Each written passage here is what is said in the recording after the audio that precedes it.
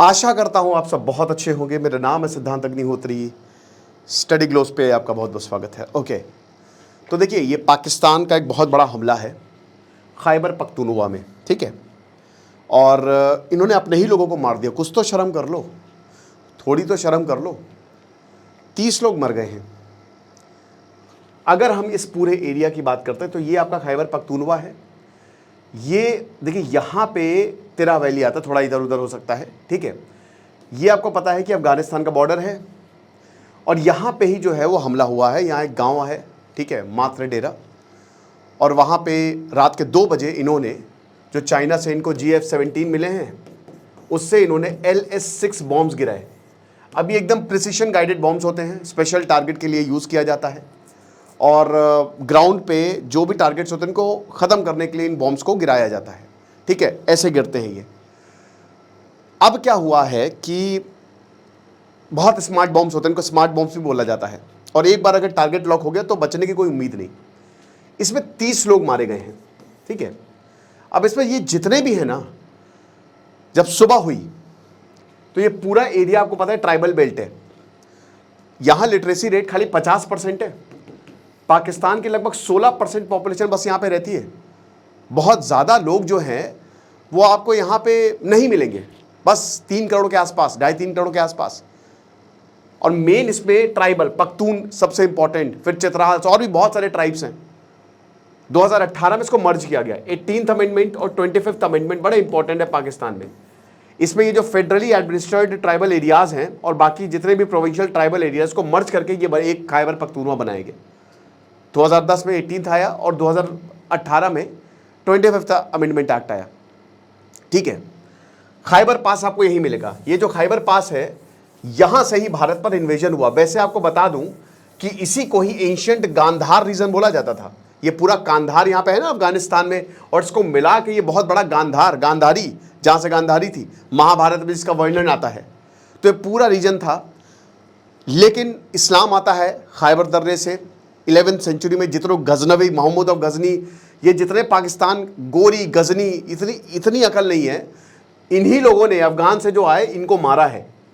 Mass conversion हुआ है यहाँ पे। राजा दाहिर का पूरा रूल था। अगर आप देखेंगे पूर्वज कौन था, अभी क्रिकेट में मोहम्मद यूसुफ बहुत सूर्य कुमार यादव को गाली बक रहा था। उनके पिताजी हिंदू थे, मतलब उनके दादाजी, पिताजी फिर क्रिश्चियन बने, ऐसे ही है। तो ये खैबर पख्तूनख्वा में इतने ट्राइबल्स हैं। और यहाँ पे फिर हम ये देखते हैं कि ये बहुत लंबे समय तक इस्लामिक कंट्रोल में रहा। गांधार के बाद ये बुद्धिज़्म का बहुत इंपॉर्टेंट सेंटर था, बहुत इंपॉर्टेंट। ओके, 1901 में ब्रिटिशर ने यहाँ पे वही एडमिनिस्ट्रेटेड एरिया, ट्राइबल एरियाज बनाए। उनको बहुत ज़्यादा ज़रूरत थी। अफगानिस्तान में जो वॉर हुए वो यहीं से हुए, जो 3 एंग्लो अफगान वॉर हुए थे, राइट। और फिर 1947 में ये एरिया यहाँ जाना नहीं। आपने खान अब्दुल गफ्फार खान का नाम सुना होगा, जिनको फ्रंटियर गांधी बोला जाता है। एक महान, मतलब कहते हैं ना कि अगर आपको महानता देखनी है तो ऐसे लोगों की देखिए। उन्होंने तो कांग्रेस को धर के गरियाया था कि तुमने हमको बेगाना छोड़ दिया है, तुमने किया क्या हमारे साथ। खैबर पख्तूनख्वा कभी भी पाकिस्तान के साथ मर्जर नहीं चाहता था। फ्रंटियर गांधी भाई हमेशा खान अब्दुल गफ्फार खान ने बोला था कि आप क्या कर रहे हैं, हमको आपके साथ मिलना है। गांधीयन, इसीलिए उनको गांधीयन प्रिंसिपल पे चलने वाले, नॉन वायलेंट। उनको पता था कि अगर हम ये पाकिस्तान के साथ गए मर जाएंगे, खत्म हो जाएंगे हम। यही हो रहा है। 0% डेवलपमेंट है यहाँ पे।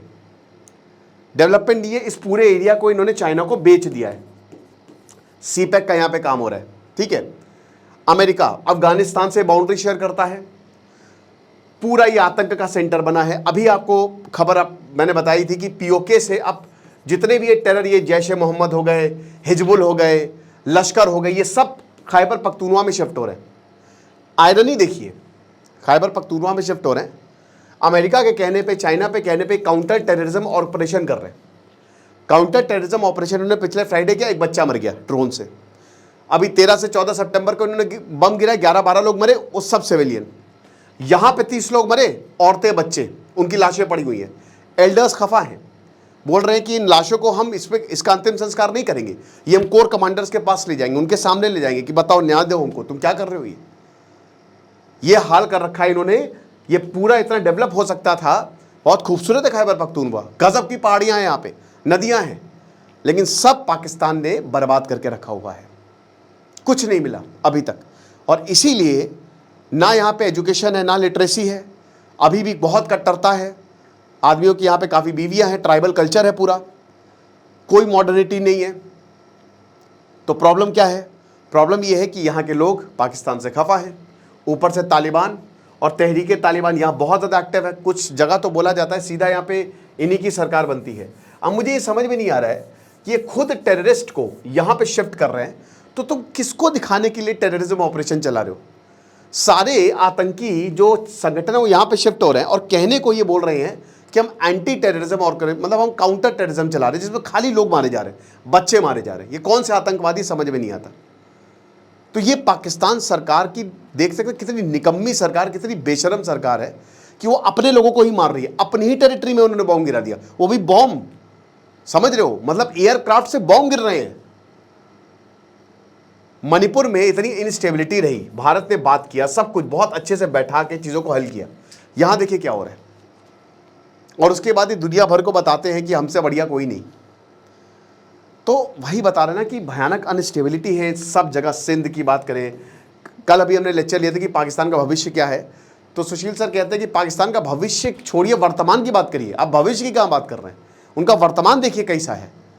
जब जिस देश का वर्तमान ही नहीं अच्छा है, जहाँ पे धार्मिक कट्टरता इतनी ज़्यादा है, कोई रिफॉर्मिस्ट मूवमेंट यहाँ पे आया नहीं। भारत में तो आया, कोई मिडिल क्लास यहाँ पे है नहीं, या तो यहाँ पे अमीर है या गरीब है। मिडिल क्लास आपको पाकिस्तान में ना के बराबर मिलेगा। जो सत्ता है वो धार्मिक कट्टरपंथियों के पास है, और या तो वही कि जो करप्ट लीडर्स हैं उनके पास है। तो ऐसे देश से आप क्या उम्मीद कर सकते हैं? लोग बिल्कुल परेशान होंगे यहाँ पे, 110% है ही, but it is what it is. तो फिलहाल ये खबर है, बड़ी खबर है, क्योंकि 30 लोग मारे गए हैं। ऐसे इन्होंने अफगानिस्तान में जो है हमला किया था, जब वो तो अफगानिस्तान के पास एयरफोर्स नहीं थी, तब इन्होंने 45 लोग मार दिए थे।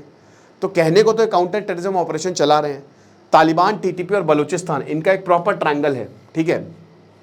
ये क्योंकि बॉर्डर यहाँ पे देख सकते हैं, ये सब जितनी भी है ना, ये सब बॉर्डर यहाँ से शेयर करता है। तो ये पूरा बिजनेस जो है वो यहीं से होके जाता है।